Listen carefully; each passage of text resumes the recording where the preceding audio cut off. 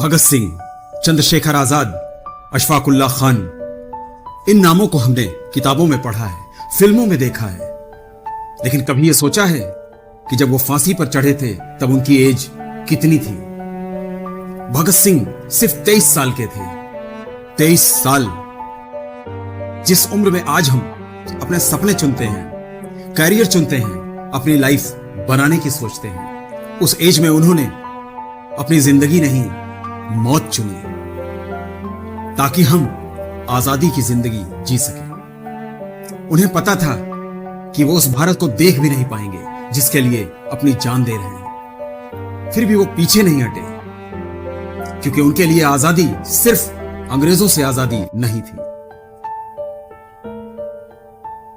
15 अगस्त 1947 सिर्फ आजादी का दिन नहीं था, एक सपना था, एक ऐसे भारत का सपना जहां इंसान को उसके धर्म से नहीं, उसकी जाति से नहीं, उसकी हैसियत से नहीं, बल्कि उसकी इंसानियत से पहचाना जाए।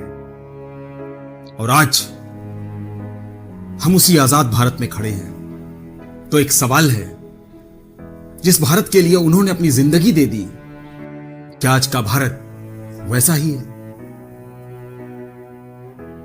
देश सिर्फ पार्लियामेंट में नहीं बनता, देश सिर्फ बॉर्डर पर नहीं बनता, देश सिर्फ रेड फोर्ट से दिए गए भाषणों से नहीं बनता, देश हमारे छोटे छोटे एक्शन से बनता है।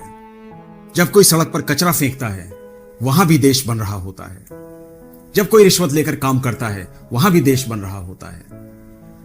जब किसी के साथ जाति या धर्म के आधार पर भेदभाव होता है, वहां भी देश बन रहा होता है।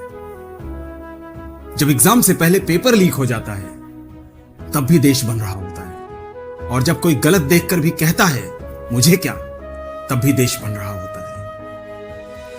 लेकिन तबाही और बर्बादी की दिशा में हमारी वैल्यूज टूट रही होती हैं, हमारा भरोसा टूट रहा होता है और देश धीरे धीरे कमजोर हो रहा होता है। इसलिए आजादी का मतलब सिर्फ ये नहीं कि मैं जो चाहूं वो करूं। आजादी का मतलब ये भी है कि मेरी आजादी किसी दूसरे की आजादी न छीन ले। मैं अपनी बात कहूं लेकिन दूसरे की आवाज दबा कर नहीं।